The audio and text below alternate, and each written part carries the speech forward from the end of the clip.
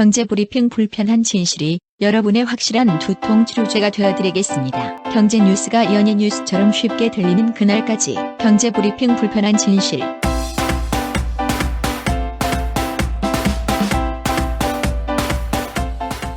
경제브리핑 불편한 진실 6월 8일 순서 시작하겠습니다. 요즘 진짜 뉴스를 보기가 두려울 정도죠. 너무나 끔찍하고 우울한 뉴스들이 많아가지고 여고사 성폭행 사건도 있고 그 다음에 스크린도어 사고도 있었고 막장 드라마 우리가 이런 얘기를 하는데 현실이 더 막장인 것 같아요. 그렇죠. 그래서 오늘은 제가 인터넷에서 본 조금 재미난 얘기를 전해드릴까 해요. 근데 이것도 어떤 분들은 우픈 얘기다, 이게 뭔 재밌냐 이렇게 하실지도 모르겠는데 제가 보기엔 너무 웃기더라고. 일단 이 글을 쓰신 분이 직접 경험하신 얘기인지 아니면 지어낸 얘기인지 그건 잘 모르겠어요. 아무튼 내용은 이렇게 돼 있습니다. 어느 날 와이프가 내 눈을 바라보며 조용히 속삭이며 말했다. 당신은 내게 로또 같은 사람이에요. 이렇게 얘기를 했대.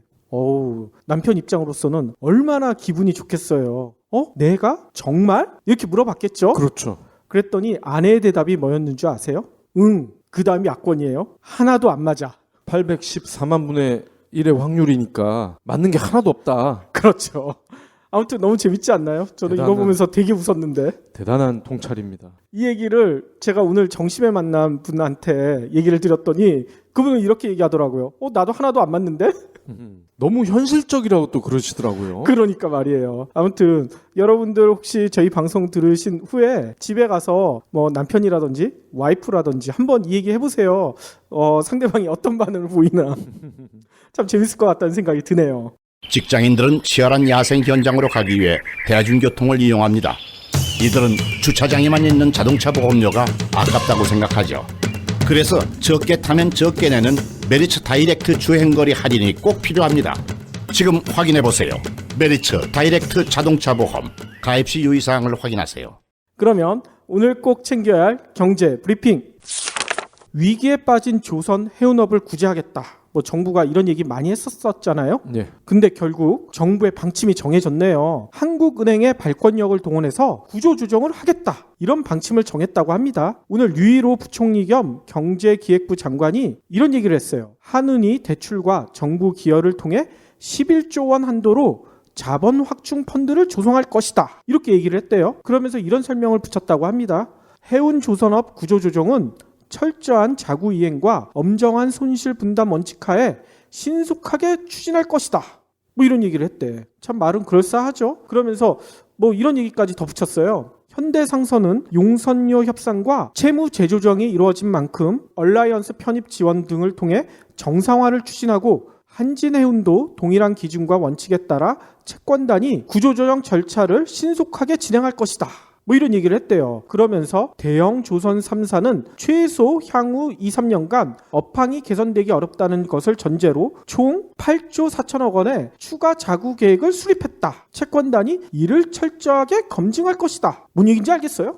쉽게 얘기해서 11조 세금으로 막겠다 그거잖아요. 그러니까 간단히 11조 원 틀어막겠다 이렇게 얘기하면 될 건데 수식어를 너무 많이 붙여놨어요. 이게 도대체 뭔 얘기인지 모르겠어요. 이렇게 얘기하면 11조 원이 세금이 아니게 되나? 그러니까 말이야. 그래서 이 기사에 대한 댓글 보니까 난리도 아니에요. 어떤 분은 이렇게 써놨더라고요. 또 세금 11조 원을 퍼준다는 이야기를 교모하게 펀드 어쩌고 저쩌고 하면 우리가 모를 줄 알았냐 이렇게 써놓으신 분도 계시고요. 또 어떤 분은 차라리 11조를 국민에게 뿌려라. 장난치지 말고. 그렇죠. 그냥 망하게 냅두지. 지난달부터 주택담보대출 규제가 지방에서도 확대 시행이 됐잖아요. 그런데 시행 첫 달 지방 아파트 거래량이 크게 줄었다고 합니다. 8일 한 부동산 전문 리서치 업체에 따르면요. 5월 계약한 지방 아파트 매매 건수가 9,135건이었대요. 그런데 이게 4월에 비해서 무려 59%, 거의 60%나 줄은 거라고 합니다.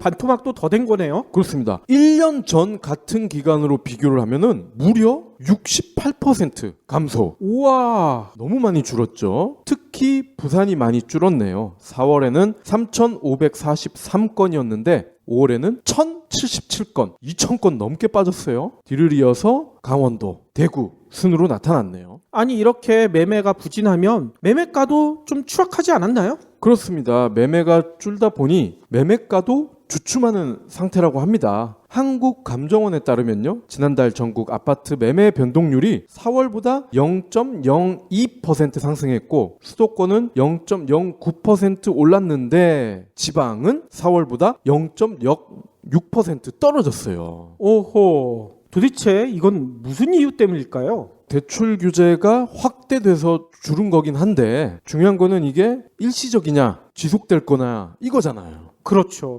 아무래도 지속될 가능성이 높지 않겠어요? 그렇다고 봐야겠죠. 오늘 뉴스를 보니까 이런 내용도 있네요. 어떤 소비자가요, 오픈마켓에서 에어컨을 주문한 거야. 요즘 워낙 덥잖아요. 네. 근데 주문하기 전에 이렇게 살펴봤더니만 기본 설치비가 무료다. 이렇게 돼 있으니 당장 주문했겠죠? 그러면 기본이 아닌 설치비가 또 있다는 건가요? 그런가 봐. 일단 에어컨 가격은 28만 원. 되게 싸네요. 네. 그런데 설치 기사가 와서 이제 설치를 하려고 하는데 딴 얘기를 한다는 거야. 기본 설치비, 박 PD가 얘기한 대로 기본 설치비는 무료가 맞는데 네. 이게 배수 펌프를 설치하는 등 다른 설치비가 더 들어간다는 얘기인 거예요. 그래서 30만 원을 내라고 한대. 에어컨 가격은 28만 원인데 설치비가 30만 원이야. 진짜 배꼽이 더 크네요. 그러니까요. 그런데 더 큰 문제가 뭔지 알아요? 나 이렇게 못 사겠다. 반송을 시켰어요. 그랬더니 반송 운송료가 5만 원.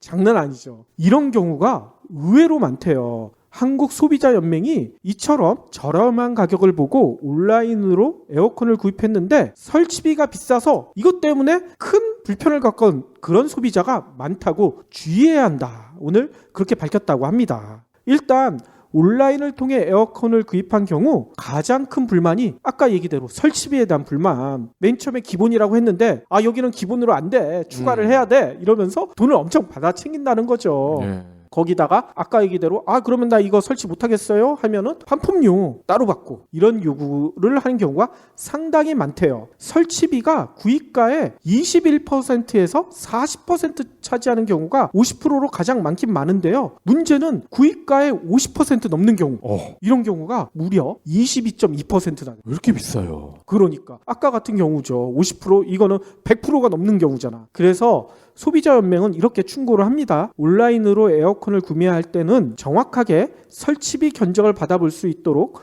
온라인상에 견적 확인 시스템이 있는지 이걸 확인해 봐야 된대요. 근데 이게 확인 안 되는 경우들이 많다는 거예요. 그렇죠. 기본 설치비 무료. 아니 소비자 입장에서는 아까 얘기한 배수펌프 이게 기본이라고 생각할 거 아니에요. 그러니까요. 그래서 혹시 이게 확실하지 않다 할 때는 꼭 그 해당 업체에 전화를 해서 내가 사는 곳이 어떤 곳인데 기본 설치비 이외에 돈이 더 들어갈 가능성이 있는지 그걸 확인하셔야 된다고 합니다. 대부분 전화하면 안 받을 겁니다 아마.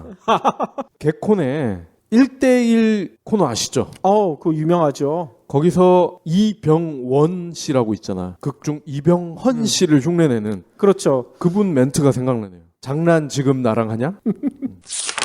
다음 소식입니다. 쓰지 않고 사라지는 통신사 마일리지가요 5년간 누적으로 2,700억 원에 육박한다고 합니다. 아니 이렇게 많아요? 굉장히 많죠? 녹색소비자연대 전국협의회 소비자정책연구원이요 오늘 미래부와 이통 3사로부터 제공받은 5년간 이통 3사의 마일리지 현황 이 자료를 분석했더니 지난 5년간 소비자가 쓰지 않고 소멸한 마일리지가요 2,682억 원으로 나타났습니다. 아니 이거 다 이통 3사가 인마이 포켓하는 거 아니에요?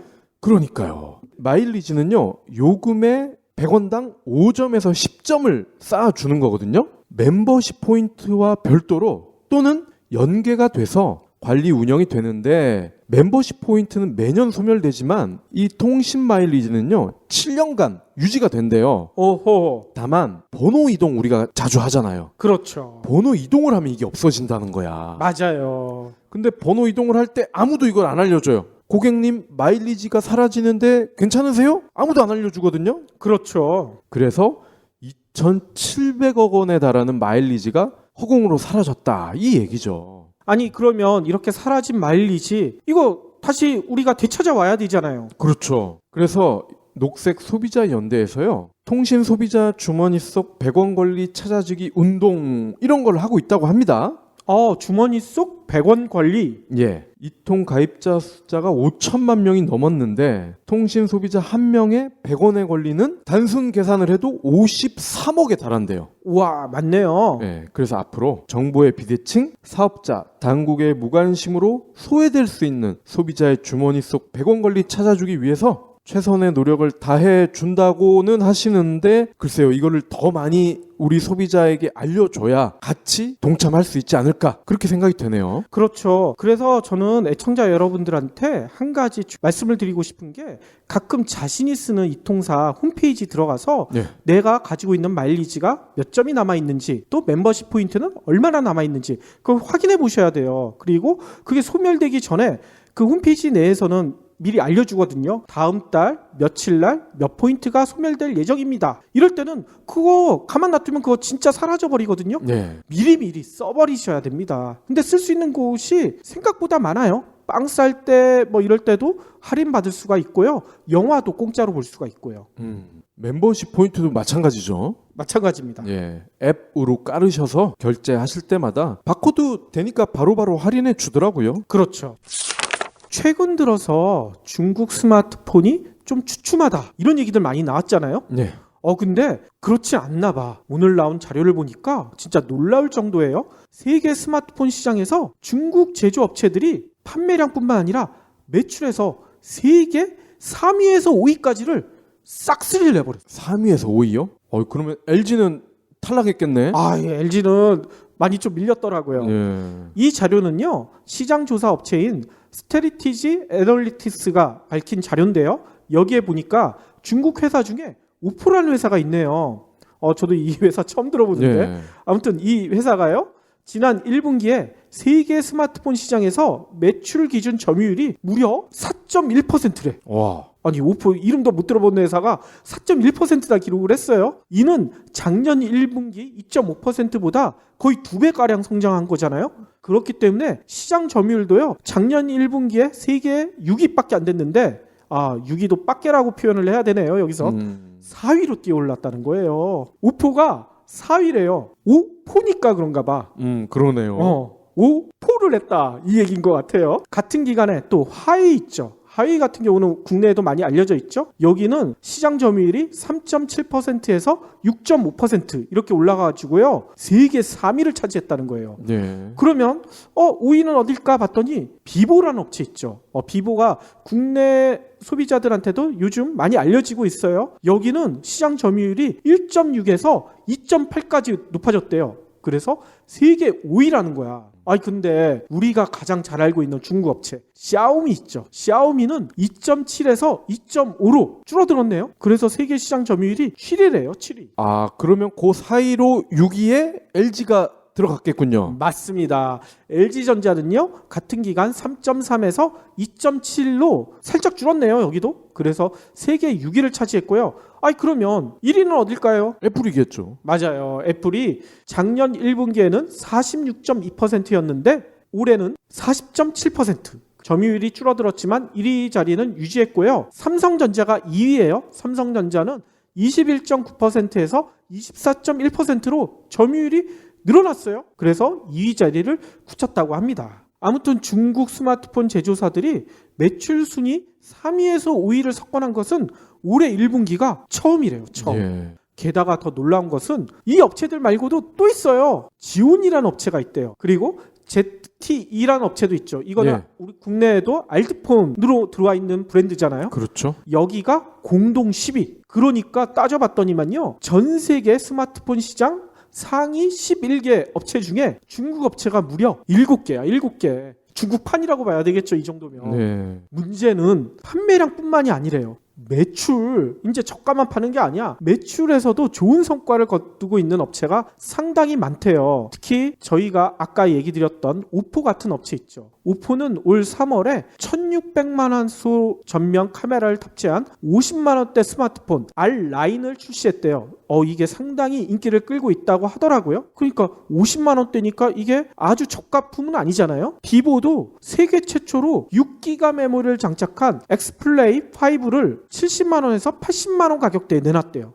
근데 이것도 꽤 인기가 있다는 거예요. 그러니까 샤오미 하면은 싸구려 이런 공식이 성립을 했었는데 지금 이들 중국 브랜드들은 싸구려도 아니고 50만 원대에서 80만 원대까지 이 정도면 거의 갤럭시급인데? 그렇죠. 그렇기 때문에 이제는 진짜 대륙의 실수가 아니라 대륙의 기적이 점점 되어가는 모습이 아닌가, 저는 이런 생각이 들더라고요. 네. 안 그래도 얼마 전에 화웨이가 삼성전자한테 소송을 걸었잖아. 우리 거 뺏겼다고. 그러니까 그것만 봐도 이제는 예전의 중국이 아니라는 걸 알 수가 있죠.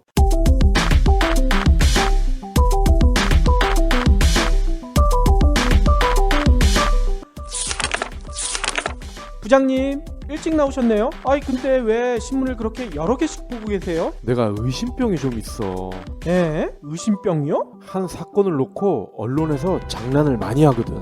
이 대리, 뉴스가 어떻게 만들어지는 줄 알아? 에이 제가 기자도 아닌데 그걸 어떻게 알아요? 이런 순진한 친구를 봤나? 요즘에 계속 뉴스 나오는 어버이연합 알지? 그분들이 정말 애국심으로 그런다고 생각해? 뭐 어르신들이 용돈이나 벌러 나오신 거 아니에요? 그러니까 왜 어른들이 하필 거기서 용돈을 버냐고. 뭐 보수단체니까 보수를 받아야 움직이는 거라서. 아침부터 왜 낮에 개그야? 시민단체가 집회하면은 단신, 어버이연합이 집회하면은 머릿기사, 진보라는 말만 나오면 빨갱이 잣대부터 들이미는 거, 이게 바로 언론이 만드는 프레임이라는 거야.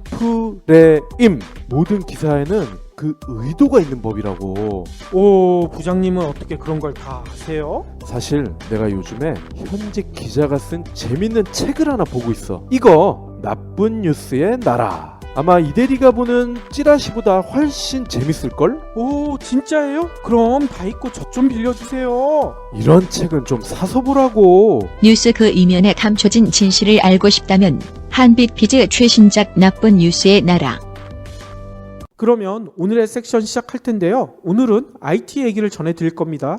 어떤 얘기죠? 예, 오늘은 미디어 얘기를 잠깐 할까 합니다. IT와 관련된 미디어. 그렇습니다. 우리가 전통적인 미디어를 놓고 생각을 할 때 가장 많은 광고 수익을 올리는 곳이 어딜까요? 아무래도 지상파 TV 아니겠어요? 그렇죠. MBC 같은 경우는요, 2011년에 광고 매출이 거의 6천억 원이었어요. 6천억. 우와. 그런데 이 광고 매출이라는 게요, 그죠? 일반적인 기업의 매출과 비교를 했을 때 비용으로 나가는 부분이 거의 없잖아. 그죠? 광고주들이 가져다 주는 광고를 틀어만 주면 돼. 틀어만 주면 된단 말이죠. 그러니까 광고 매출은 사실상 대부분이 이익으로 남는다고 볼 수가 있는 겁니다. 이에 따라서 MBC가요, 매년 1,000억 원대의 흑자를 기록을 할 수가 있었어요. 와, 흑자가 1,000억 원대였어요. 그렇습니다. 그런데 2014년에 갑자기 이 매출이 4천억대로 꺾인 거예요. 거의 1,500억 원 이상 줄었네요. 그렇죠. 광고 매출이 25%가 감소를 한 거죠. 그러다가 작년에는 희망퇴직을 받을 정도로 사정이 나빠졌어요. 작년에는 적자로 돌아섰단 말이죠. 어허. 그런데 케이블 TV, 우리가 흔히 그냥 케이블 TV라고 하잖아요. 근데 TVN도 있고 OCN도 있고 엠넷도 있고 많이 있잖아요. 그렇죠. 이걸 우리는 그냥 뭉뚱그려서 케이블 TV 이렇게 얘기를 하는데, 방금 말씀드린 그 채널들이 대부분 CJ ENM 소속입니다. 어허. 그래서 이 CJ ENM을 하나의 방송국으로 놓고 볼 때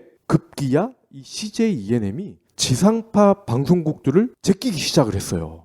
매출을 더 많이 올린다는 얘기인가요? 그렇습니다. 놀랍지 않습니까? 7일 한국방송광고진흥공사에 따르면요, 올해 1월부터 4월까지 주요 지상파 방송사 광고 누적 매출액을 봤더니 MBC가 1,579억 원으로 1위를 차지했어요. 그런데 2위가 놀랍게도 CJ ENM이에요. 어허. 1,345억 원이 있고요. 그럼 KBS, SBS는 어떻게 됐냐? 각각 1,237억, 1,150억 원을 기록했어요.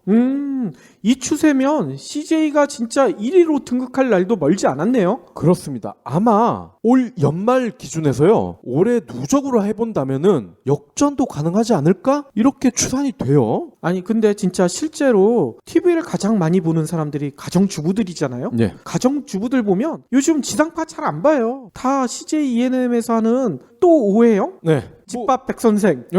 뭐 이런 것들만 보더라고. 이피디님이랑 저는 사실 텔레비를 그렇게 많이 보지 않는 편에 속하잖아요. 그렇죠. 근데 우리가 종종 TV로 얘기하는 거 백종원, 그죠? 그리고 한때 시그널, 시그널. 요 정도였잖아. 근데 얘네가 두 개 다 CJ ENM 계열에서 한 거예요.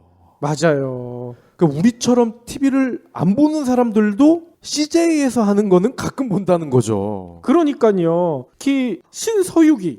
그렇죠. 신서유기도 저는 가끔 보게 되더라고요. 예. 그런데 작년 말만 해도요. 4개 이 방송국 가운데 CJ가 꼴찌였단 말이죠. 그러니까 이게 6개월도 안 돼서 꼴찌에서 2등으로 치고 올라온 겁니다. 이유는 간단해요. 표면적인 이유는 간단합니다. 지상파보다 CJ ENM에서 만드는 게 재밌거든요. 그렇죠. 방통위가요. 작년 TV 채널 시청 점유율 조사 결과 이 자료를 내놨는데 CJ 계열 PP 시청 점유율을 보니 2011년에는 8.3%였대요. 그런데 2015년에는 9.3%로 올랐어요. 그러니까 아니 뭐 1% 오른 거 가지고 뭘 이럴 수도 있지만 이게 지금 종합 평균 시청률이란 말이죠. 이 평균 시청률 1%는 굉장히 큽니다. CJ의 주력이 TVN인데 2014년에는 1.8%였어요. 그러다가 작년에 3.7%로 급증을 합니다. 우와. 1등 공신은 응답하라 1988, 응팔이라고 하죠. 그리고 시그널, 그리고 치즈 인 더 트랩. 맞아요. 이런 드라마 덕이고요. 거기다가 방금 말씀하신 신서유기, 그리고 꽃보다 청춘. 맞아. 꽃보다 청춘도 여기죠. 이거 요즘 왜 안 하는지 모르겠어. 예. 빨리 다시 시작하지 말이야. 이들 꿀잼 예능 프로들도 TVN 시청률 상승을 이끌었습니다. 그리고요. CJ ENM의 또 다른 채널 엠넷이 또 있거든요. 엠넷의 프로듀스 101. 이것도 요즘 난리잖아요. 아니 저는 솔직히 이 프로듀스 101을 한 번도 본 적이 없어서 몰랐는데 우리 꼬마애가 이제 초등학교 2학년이거든요. 얘가 이걸 알더라고. 요즘 뜨는 아이돌 그룹이 101이라고 있잖아요. IOI인가? IOI 아세요? 그거 아니에요? 그게 이겁니다. 그러니까. 숫자 101을 이제 알파벳으로 바꾼 거죠. 아니 저는 그걸 몰랐어요. 그리고 얘네가 부른 게 그 핑민가 뭐 그거라면서요. 나는 그게 그냥 광고에 나오는 그쵸. 그런 음악인 줄 알았지 얘네가 부르는 음악인 줄은 전혀 몰랐어요. 그러니까요. 이게 지금 난리예요. 그런데 이것도 CJ 거란 말이죠. 그러니까 기존의 OCN, 온스타일 여성분들이 좋아하는 채널에다가 이런 엠넷 마니아들만 보는 채널인 줄 알았던 엠넷에서도 대박이 터지기 시작을 하면서 CJ가 광고를 싹쓸이를 한 거죠. 그리고요 고무적인 건 TVN의 광고 단가가 일부 프라임 타임을 제외하면요 여전히 지상파의 절반 수준이라는 겁니다. 그래요? 시청률은 훨씬 높을 것 같은데? 예. 그러니까 한동안은 매년 플러스 성장을 할 가능성이 매우 크다는 거죠. 아니 그러면 TVN의 프라임 타임이 뭐냐? 바로 응팔, 시그널 얘네가 나왔던 그 시간이에요. 그렇군요. 금요일, 토요일 저녁 7시, 8시 요때 시간인 거죠. 그러니까 이게 시청 시간의 패턴도 바꿔놓은 것 같아요. 맞습니다. 보통 지상파는 월화 드라마, 그 다음에 수목 드라마, 그리고 금요일은 보통 건너뛰었잖아. 네. 근데 TVN부터는 이게 금요일, 토요일 드라마를 하더라고. 그렇죠. 사실 그게 맞아요. 우리가 요즘은 금요일 밤부터 주말이라고 인식을 하잖아. 그러니까 말이야. 그리고 금토 열심히 놀고 일요일 오후는 왠지 부담스럽잖아요. 출근해야 되니까. 맞아요. 몸을 사리게 된단 말이죠. 그거를 이 TVN에서는 가장 먼저 캐치를 한 거죠. 그렇죠. 그런데 이 프라임 타임은요. 광고비가 지상파를 뺨쳐. 얼마나 되는데요? 대표적인 경우가요. 응팔과 태양의 후예. 이거를 비교를 해보면 나와요. 에이, 그래도 태양의 후예가 지상파인데 좀 더 높지 않아요? 저도 그런 줄 알았어요. 근데 찾아봤더니 태양의 후예가요. 건당 1,300만 원. 그러면 응팔은요? 응팔은 2,500만 원. 에? 두 배. 아니 이게 뭔 일이래요? 네. 근데 더 웃긴 거는요. 응팔은 시청률이 18%가 나왔대요. 예. 케이블 치고는 역대 최고 수준이거든요. 그렇죠. 근데 태우는 무려 38%. KBS에서 맨날 아침 뉴스에 나올 정도로 막 밀어줬잖아. 예. 아니 시청률도 더블 스코어로 태우가 높은데 왜 광고 단가는 반토막이냐? 물론 이 광고라는 게 방송이 나가기 전에 이미 계약이 끝납니다. 그러니까 송중기, 송혜교 커플이 나와서 이렇게 인기가 많을 줄 몰랐던 거죠. 일단. 그리고 두 번째, 송중기, 송혜교가 나오면 그래도 기본은 할 것이다 라는 전제하에 이 단가를 매겨놓은 겁니다. KBS에서. 즉 요즘은 지상파의 인기 시간의 광고 단가가 이 정도밖에 안 된다는 겁니다. 어허. 그러니까 예전의 지상파가 아니라는 거죠. 그런데 여기서 또 재밌는 거는요. 아니 내 주위를 둘러봐도 물론 태우를 본 사람이 많은 건 인정을 하겠는데 남자들은 별로 본 사람이 없는 것 같은데? 실은 저는 한 번도 안 봤거든요. 그죠? 저도 그래요. 근데 응팔은 나도 살짝 봤는데? 그러니까 저도 응팔은 좀 봤어요. 내 친구 다는 못 봤지만. 예. TV를 안 보는 놈들도 응팔은 본 것 같아. 맞아요. 이런 느낌 들지 않으세요? 그렇죠. 예. 응팔의 이 18%라는 시청률은 말 그대로 TV에서 나온 겁니다. TV를 통해서 본 사람들만 그렇죠. 체크를 했다. 근데 요즘은 TV 말고도 다른 걸로 많이 보잖아요. 그러니까요. 그러니까 응팔, 시그널, 치즈 인 더 트랩, TVN에서 하는 드라마를 본 적지 않은 분들은 스마트폰이나 태블릿에서 봤다는 거예요. 그러니까 제 아침에 출근할 때마다 이렇게 보면 다들 그걸로 응팔 아니면 시그널 보고 있어요. 예. 만약에 이들 기기까지 시청률로 합산을 했다면 어떤 결과가 나왔을까? 제가 예전 사례를 한번 되짚어 보니까 옛날에 대발이 나왔던 드라마 기억나세요? 사랑이 뭐길래. 네. 그게 50%가 넘었어요. 그랬었죠. 그리고 모래시계. 그리고 가장 최근으로는 주몽도 기억이 납니다. 50%가 넘었던 것 같아요. 그래서 그때는 이런 스마트 기기가 거의 없던 시절이니까 50%가 넘었단 말이에요. 그래서 저는 응팔도 50%가 나오지 않았을까 싶어요.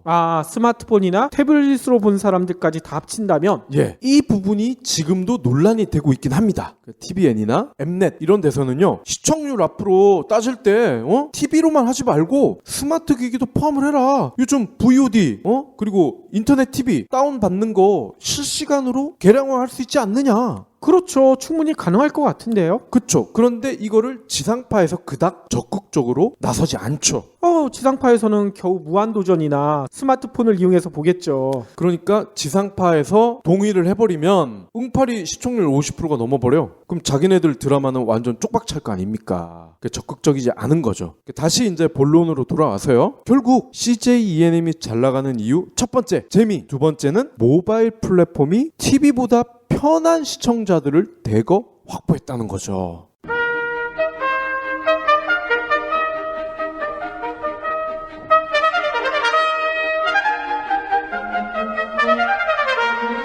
경제브리핑 퀴즈쇼 1대1 문제 드리겠습니다. 자원이 풍부한 나라가 오히려 가난한 현상을 일컫는 경제 용어는 창조혁신센터?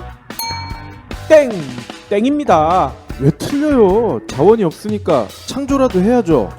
그렇긴 한데 답은 천연자원의 저주. 다음 문제 드리죠. 에이즈를 제외하고 가장 심각한 전염병을 유발하는 것은 가습기 살균제? 땡! 전염병이라고 했잖아요. 수백 명이 죽었는데 그게 전염병 아니에요? 이해는 되지만 책 좀 읽으셔야겠네요. 총균세 저자 제레드 다이아몬드 교수가 새 책을 내셨어요. 김영사에서 펴낸 제레드 다이아몬드의 나와 세계. 다음 시간까지 이 책 꼭 완독하고 오세요. 퀴즈 못 풀어도 출연료는 나오죠? 인류의 내일에 관한 중대한 질문. 제레드 다이아몬드의 나와 세계. 도서출판 김영사. 그럼 이들 시청자들은 누구일까요? 스마트폰이나 태블릿을 늘 휴대하면서 막장 드라마나 사골 예능을 태생적으로 거부하는 깨어있는 콘텐츠 소비자라는 거죠. 근데 막장 드라마는 알겠는데 사골 예능은 뭐예요? 했던 것도 우려먹고 우려먹는 거. 우려먹는 거. 심지어 제가 일요일 오전에 TV를 켰더니 저 초등학교 때 즐겨봤던 그 이창명이 진행했던 출발 드림팀. 그게 아직도 하고 있더라고요. 그거 안 끝났어요? 끝났다가 이제 다시 부활을 한 거죠. 이런 게 대표적인 사골 예능이에요. 그럴 수 있겠네. 그리고 짝 같은 것도 그런 거 아닙니까? 사랑의 스튜디오 사골 재탕한 게 짝 아니에요. 그런 게 이제 사골 예능인데 요즘 이제 이런 스마트한 시청자분들은요, 이런 걸 너무 싫어하는 거야.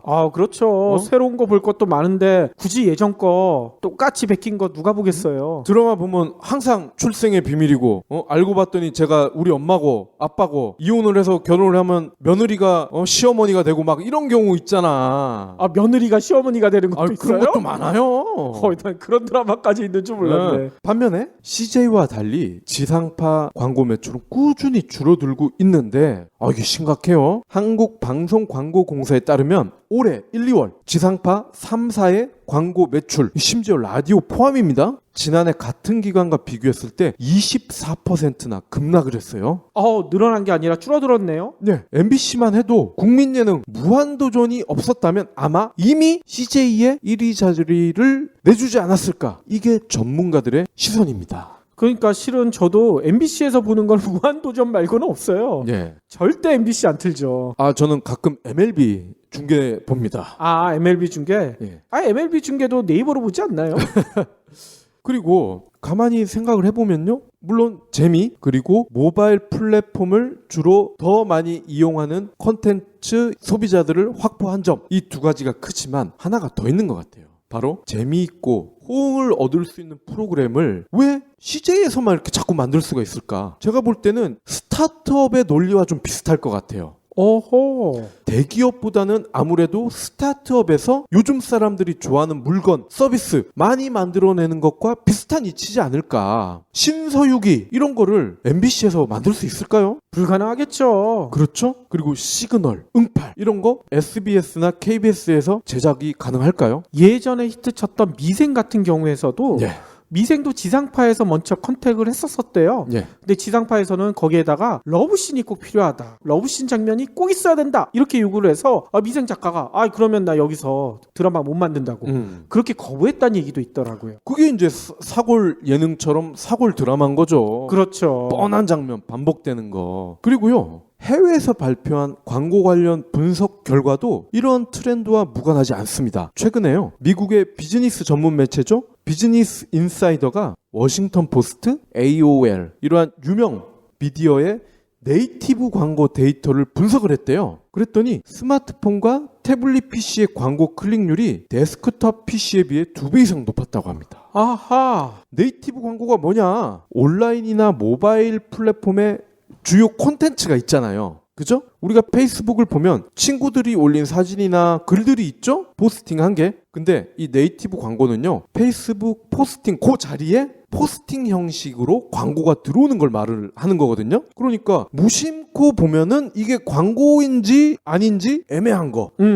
예. 요런 게 네이티브 광고입니다. 배너 광고처럼 누가 봐도 광고인 것을 알 수가 있지만 배너 광고는 근데 네이티브 광고는 자세히 보지 않으면 애매하다는 거죠. 그렇죠. 일방적으로 그 기업의 좋은 점, 쉽게 얘기하면 빨아주는 게 아니라 진짜 그 기업에 관련된 제품에 관련된 정보를 담고 있기 때문에 이게 광고인지 기사인지 블로거인지 구분하기 힘든 거 이런 걸 얘기하는 거잖아요. 네. 특히 스마트폰에서 네이티브 광고 클릭률은요. 온라인 대비 4배나 높았다고 합니다. 자, 그럼 다시 마지막으로 정리를 해보겠습니다. 예전과 달리 TV, 신문, PC를 이용하는 사람들이 많지 않다. 그리고 스마트폰이나 태블릿 PC와 같은 모바일 기기에서 상당 부분의 콘텐츠 소비가 이루어진다. 그리고 드라마든 영화든 광고든 앞으로는 모바일에 최적화된 포맷으로 바뀔 수밖에 없다. 이게 핵심인 거죠. 그러니까 결국 뭘 하든 어떤 꿈을 꾸든 모바일을 중심으로 해야 한다. 이겁니다. 딱 우리한테 하는 얘기 같은데요? 예.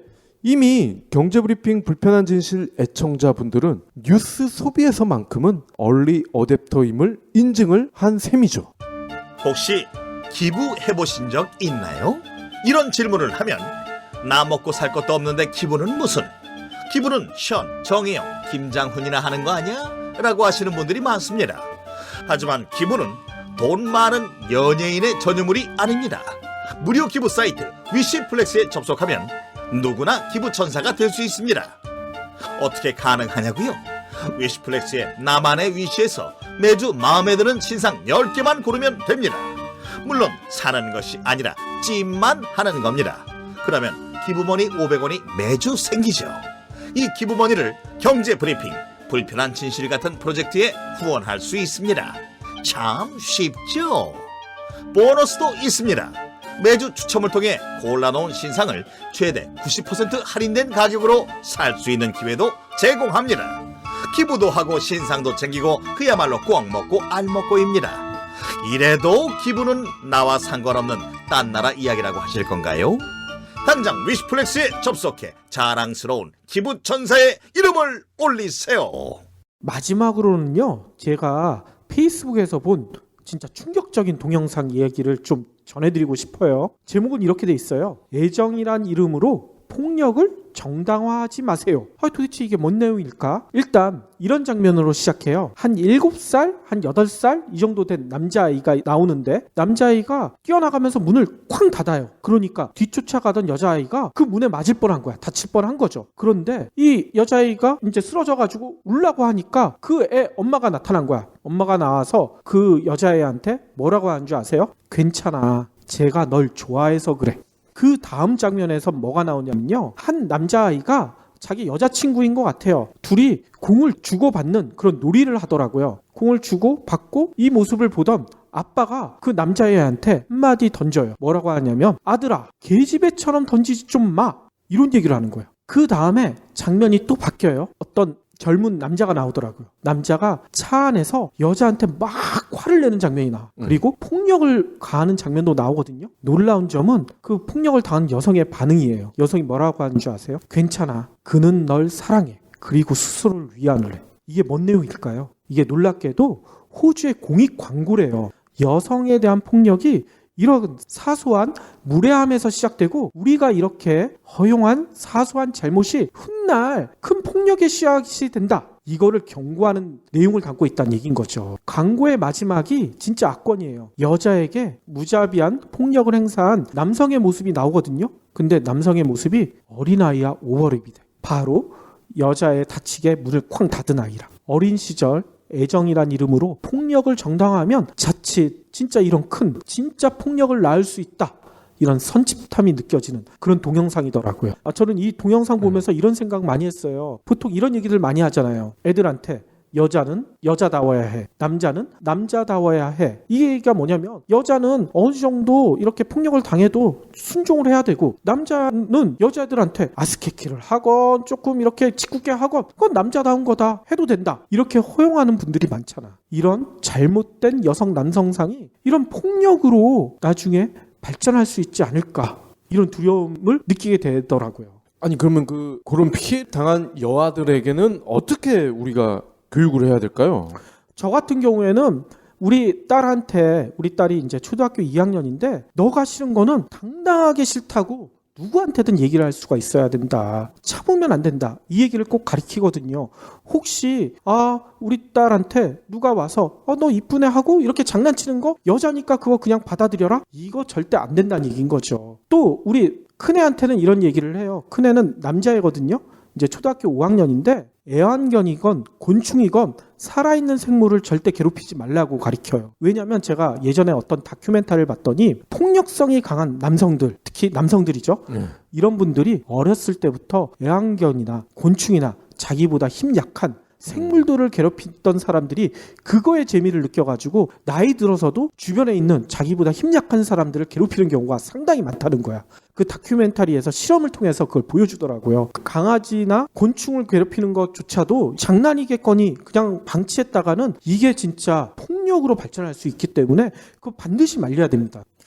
근데 이 남자아이를 키우시는 부모님들이 요거를 좀 잘 파악을 하셔서 교육을 해주시면 좋은데 주로 이제 남자 부모님들은 사내는 사내답게 씩씩하게 좀 와일드하게 키워야 되는 거 아니야? 이런 분들이 적지 않으시잖아요. 그렇죠. 저는 그것도 문제인 것 같아요. 요즘 드라마나 영화나 만화 같은 거 보면 스토킹이라든지 데이트 폭력 이런 것들 미화하는 게 너무 많잖아. 네. 이런 거 자칫 보고 애들이 빠져들면 그렇게 하는 게 남자다운 거야. 그렇게 남자는 해도 돼. 이렇게 애들이 오해할 수도 있을 것 같아요. 그런 만화나 이런 것들도 보는 거 좀 자제를 시켜야 될 것 같다는 생각도 들더라고요. 아무튼 자녀를 키우시는 부모, 학부모시라면 저희 애청자분들은 꼭 이 동영상 보시면서 우리 자녀 교육 어떻게 해야 될지 한 번씩들 생각해 보시면 좋을 것 같다는 의미에서 이거 소개해 드리니까요. 꼭 찾아보시길 바라겠습니다.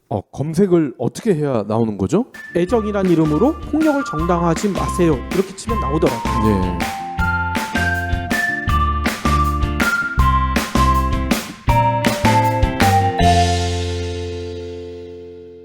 경제브리핑 불편한 진실 완주해주셔서 감사합니다.